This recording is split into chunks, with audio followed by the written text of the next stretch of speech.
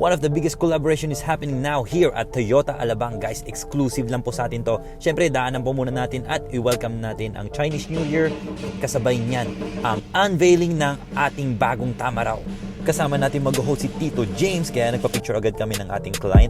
And excited na po ang lahat ng ating mga guests para sa ilalabas na collaboration ni Autobot Off-Road PH para sa ating greatest comeback ng Toyota Tamaraw. At bago natin i-unveil ang pinakahihintay na collaboration ng lahat, isa munang heart-touching speech from the CEO of Autobot Off-Road PH na si Mr. Randy Lau. Nagustuhan ko talaga dito kung paano niya sinilip ang history ng Toyota Tamaraw at paano siya na-inspire para bigyan ng bagong customization fashion ang Tamaraw ngayon. At eto na nga po guys, tingnan nyo naman grabe yung customized ng Autobot Off-Road PH sa ating Toyota Tamaraw. Lahat po ng parts na ito ay available na po exclusively po dito sa Toyota Alabang.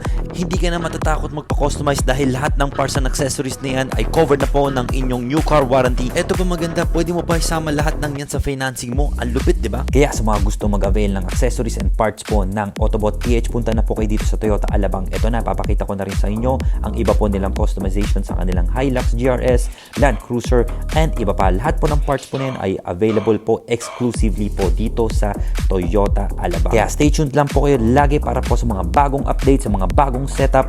Lahat po ng yan ay available po dito sa Toyota Alabang.